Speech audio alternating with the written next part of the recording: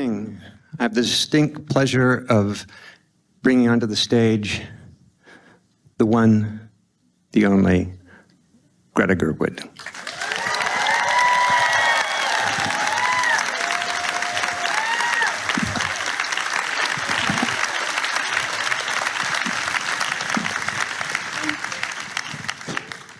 I'm so nervous.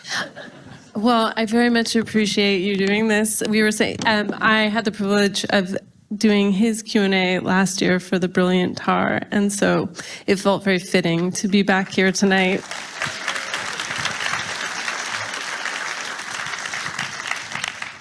I'm very, very happy to be here, and I'm kind of overwhelmed. I've seen the film 3 times now, and I snuck in the back, and then they said we had to, they tried to pull me out. They said you were here. I really wanted to stay to the end. It's just, I get something more from it every time I watch it, and I think it's a really, really incredible accomplishment, what you've done, and it's so dense. There's so many layers to this film that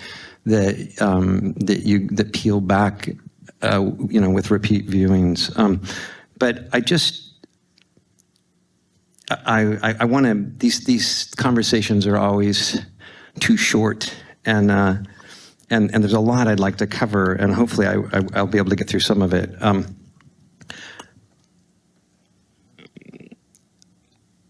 Let me start with the phenomenon of your film. This summer, my wife and I were in Berlin the day it opened, and I remember the two of us trying to cross a major boulevard and being drowned in a tsunami of pink people, trampling each other to be the first in line for the first showing. Did you guys have any idea that I know there's tracking and all that, but did you have any idea the extent of the response to your film? Well, no, not anything like what it was. It felt spontaneous. It felt kind of, it's obviously the hope for any movie, but I think particularly, Noah and I wrote this, we started writing it in March of 2020, and we just had no idea if there was ever going to be movies again, or if people were going to gather. And there was it was like making the craziest rocket ship we could think of, to maybe go to another dimension where it was possible. So it felt like what was incredible about it was it felt like it was this spontaneous answering of some underground wish, and people were like, "We heard the call," and I was like, "Oh my God!" Like it made me really emotional. And I was in New York that weekend, and I felt the same thing. And I was going obsessively around to theaters and checking the volume level. As I'm sure you've done, it can drive you bananagrams, but it was moving, and it was totally beyond any of my wildest hopes. But it felt it made me feel sort of connected to everyone in a wonderful way. Yeah, I can imagine. I think, many people assume the decision to make this film was an easy one for you, but deciding to make a film is never easy. And I'm sure you must have had your doubts when you were first approached by Margot Robbie about taking this on. What was that like? You and Noah ultimately sit down and start talking, but I'm sure you had your reservations. Yeah, for me also, like, the calls were coming from inside the house. Noah was like, "Why did you sign us up to do this? Like, what is going to even be this movie?" And I just had some feeling. It's like, it's any project when you're writing or starting out, or there's an edge of an idea. It's like there's something strange and inchoate and glowing that you kind of want to lean into, and some part of it that almost feels like the edge of a terrible idea is what makes it interesting. And I think that was definitely this feeling of like just starting to lean into like, what is our very strange relationship with dolls? And then what is, that we make dolls and then we get very angry at them, seem to be sort of a strange relationship. And I think we also think of ourselves as, advanced in so many ways, and we are, but we also are mad at dolls. So it felt kind of, I don't know, medieval or ancient, and sort of this kind of dynamic we have. And so I started kind of exploring into that, and then I started, it kind of comes together, seeing it and hearing it, and it just, and then Noah sort of joined me on that. And then there was a point when I originally didn't know if I was going to direct it, and then once we had the script cooked pretty well, I didn't think they'd ever let us make it, but if they did, I was like, I can't bear to let anyone else make this. But it was definitely a moment of, starting out was like, I don't even know where do we put the steering wheel? Yeah, there must have been a real pleasure in just seeing how many eyes you could poke out, right? Because it does feel like it wouldn't be a typical situation where you would have, some kind of IP, in this case a doll, that is connected with a company that would allow you to do the things that you guys have done. It's just extraordinary. No, really the whole time it was, sometimes these things kind of unfold in a certain way where they're allowed to happen. I think a big part of it for us was, once we had the script, Margot was obviously the star, but also a producer, and she really stood in front of it and was like, I want to do this one. And I believe in it. And then we were just very lucky. Mattel was actually really open and supportive and allowed us to do this, and trusted us with it. And I think with something like Barbie, where it's such a long, strange history, and there's so many moments where, the doll, as what it represents, cut so many ways. I was like, there is no other way. We have to make it this. We have to not run away from the spikiness, but sort of allow that to be part of it. Because otherwise, it just feels like then I don't know what it is at all. I read someplace that you had a phrase that you used on set: authentic artificiality. I wonder if you could talk about that a little bit. I think I know what you mean by that, but. Yeah.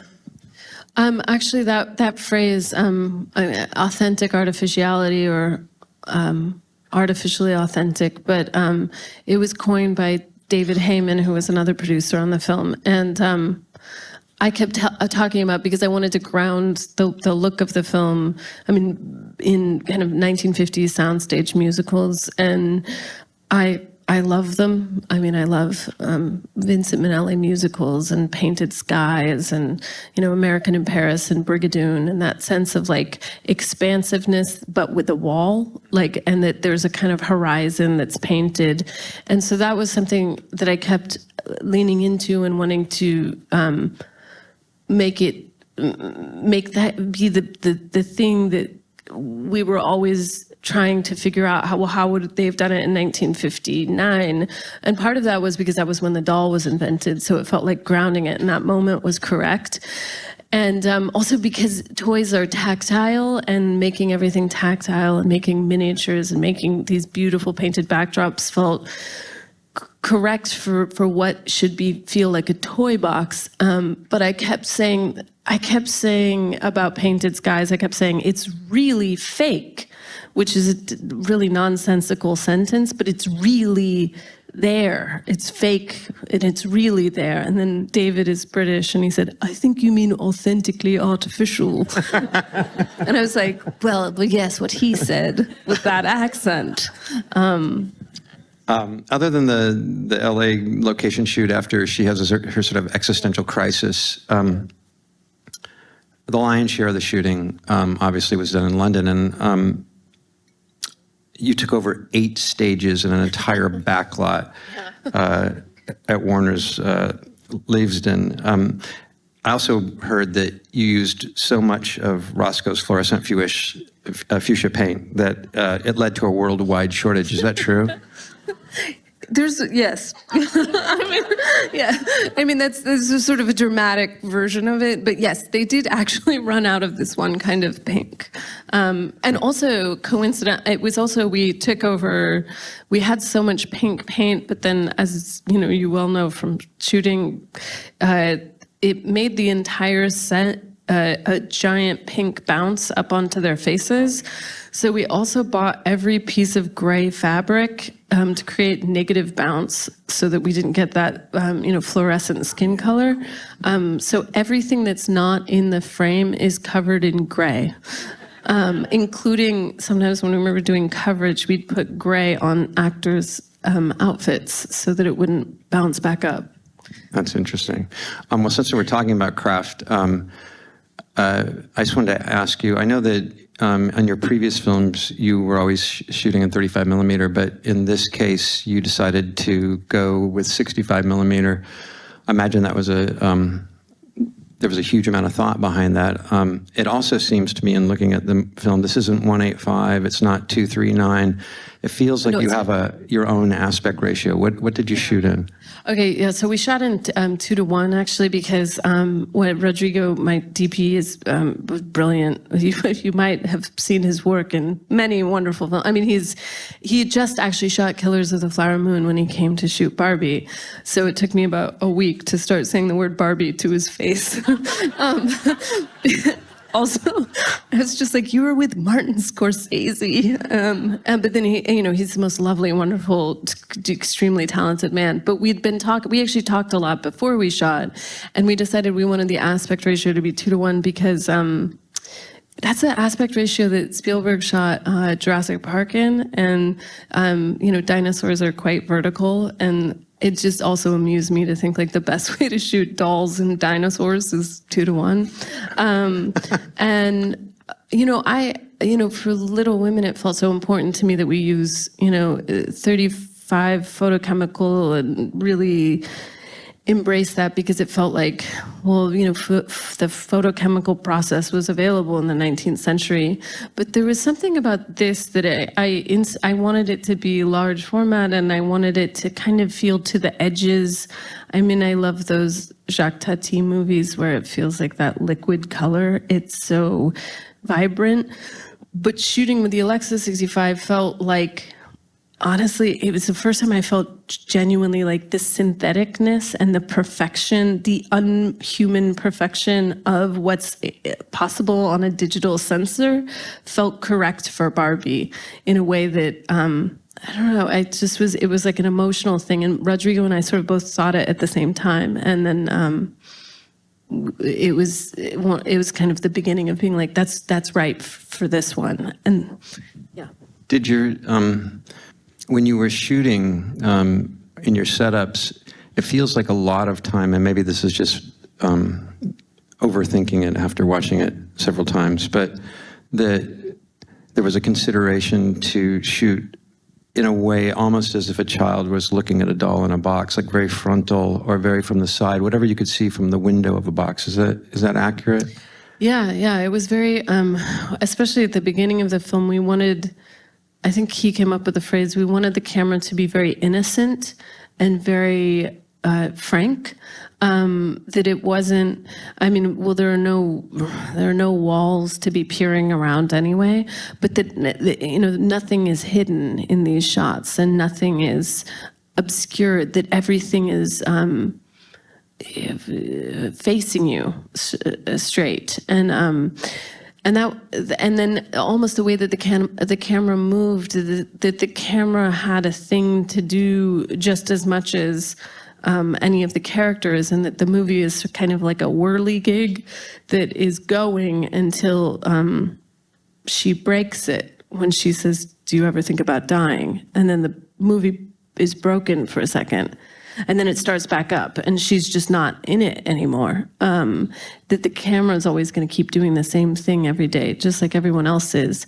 It was a little bit, there's that Jerry Lewis movie, The Ladies' Man, and it's got this incredible cutouts. It's an amazing set. It's like 4 stories, and all these girls are living together, and the camera at the beginning goes through every room, and all these girls are getting ready for the day, and they have, I took the idea of having a mirror that doesn't have anything in it, so they're looking through it. And just the way the camera is, it's funny in the way it moves and interacts, and we thought about that. And then, and it felt like something that wanted to be very presentational, like a musical.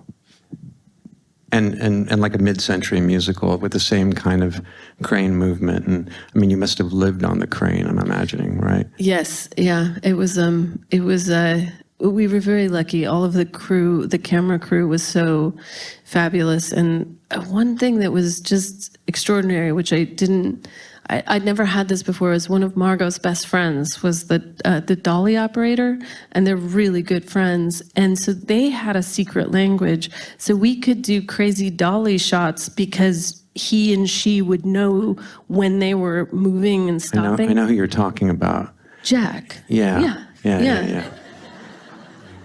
Yes, and so and we were doing like the chase through metal and all these things, and she was like, they'd nod at each other, and then they could just run together. And these were things that, like, ordinarily you would do a different way if the actor and the dolly grip didn't have this relationship. But they were just really so in sync. Yeah, and you have to trust that person because they might torpedo you with the periscope as well. Right? Exactly, yeah. And it was just. It was such it was an incredibly joyful set. That I think it was also the surrealness of, we were shooting most of it in Leavesden, and it was London in March, so it was raining and it was gray, and then you'd open the door and it was this pink, so bright. Rodrigo had 7 soft suns that he was moving around all of the time, and this British crew was just like. And it was so, and I was like, I think it's just this set that makes these sets are so infectious, and so everyone was. It felt like everyone was really everyone felt like a dancer making this. I mean, there were a lot of dancers, but also everyone, all the crew, everyone felt like a dancer. The performances across the board are just incredible. I mean, if you try to describe this film, there's so many ways to describe it. Yes, it feels like a movie musical. Yes, it feels hysterically funny.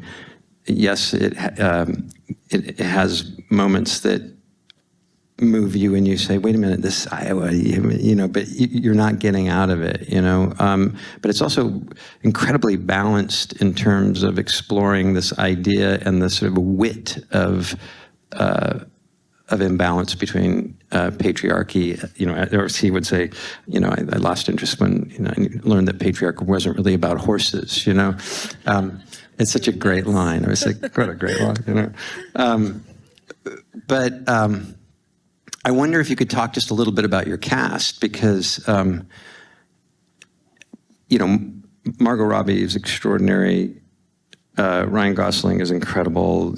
Kate McKinnon is so much fun. American Ferrera, Rhea Perlman, Michael Cera, Ariana Greenblatt, who I didn't know before this film, and everyone else. I looked at the credits and noted that you had worked with Lucy, but also with Allison Jones, who I believe you worked with on Lady Bird. Yeah. That must have been a lot of fun. Yeah, I mean, it was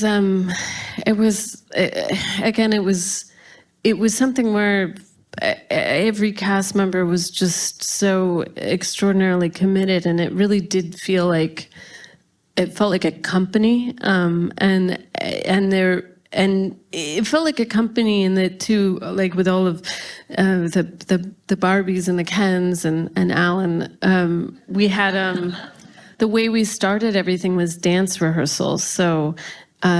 That was how, and I think actually dancing is a wonderful way to get a cast to bond, because, they're all wonderful dancers, but everybody's vulnerable when they're learning to dance or learning to sing. I think it's like it somehow puts you in touch with the part of you that's not an expert right away, even though, they're all great, but, so it was, Simu and Issa and Alex and Hari and Anna. They were all just at dance rehearsals and shooting, and they all just hung out and cheered for each other, and it just built this sort of camaraderie. And then I did one, so everyone on this, like in the Barbie land, and also at Mattel, everyone was a dancer. I wanted them all to have this kind of quality of moving together, and I think dancers have these, even when they're just standing, they're kind of occupy their bodies differently, and to me, it made everything a bit heightened and a bit surreal. So they were also surrounded by all these dancers. So there was this. It really just gave it this feeling like we're putting on a show. And then every single person just came and gave beyond it was like a beyond 100%. They were all there for each other in a really extraordinary, generous way. People would come to just watch what everybody else was doing, you'd say, "Oh, it's okay. You don't need to be here for this shot in the background. Like I can do it without you." And they say, "No, I want to be there. I'm going to be there for you." And I think that was it was infectious. I think it was really, led by Ryan and Margot in America, and everybody just sort of jumped all in. But I felt very. I felt like I was getting to watch it all, in a front row seat every day. It was like if you like watching actors act, it was the most fun. Well, you always get great performances in all your films, and and that's no surprise, given what a wonderful actor you are. I imagine that there was a huge challenge in terms of people breaking up on the set, because you could just, you heard the theater, everyone laughing here. I can't imagine what it's trying not to blow takes. You must have incredible outtakes on this film. I know, it was mostly me. I was just our lovely sound mixer, Nina, was like, if you could just not do that in the middle of the thing. But it was just, it was impossible. And they were all just outrageously creative. And it's not just like, as you know, it's not just, they don't just show up and act. They're also they're working with Jacqueline with the costumes. And it's like they got to become kids again and play again. And it was, Ryan would be in there, and then he'd come up with like, well, what if he was wearing a racing suit with the Barbie bee all over it? And I was like, yeah, do that. Go and make it happen. And then, Issa came up with her ball gown that she'd wear, because we were like, well, what would you wear at 5 if you were president? And she was like, this, ball gown. And she also came up with a president tracksuit. And at the end, especially at the end when they all come in, I said, I want everyone to wear what everybody has an outfit that they like feel best in, just as a person. And I was like, I want everyone to wear that. So I don't need it all to match or even necessarily be doll-like. Just wear the thing that makes you feel great. And so everybody kind of had their own particular thing they were doing. At what point in the script stage do you look at each other and know that you have sort of the engine for this? And by that I mean the Rosetta Stone for the film really feels like it's Gloria's speech, right? Yeah. Oh, yes. Yeah. I don't know exactly when. There's just a point when we were writing that it felt like the ideas were coming exponentially faster as they started, and it's like we got to. I've only really ever, I write alone or I write with Noah, and when we write together, we're not sitting together the whole time. So like I'll go away and work on something, and then he'll go away, and then we come back together. And it's one of the great pleasures is making him laugh, because he's like, I'm an incredibly, like I'll laugh more easily. If you get him to laugh, it's like you've won.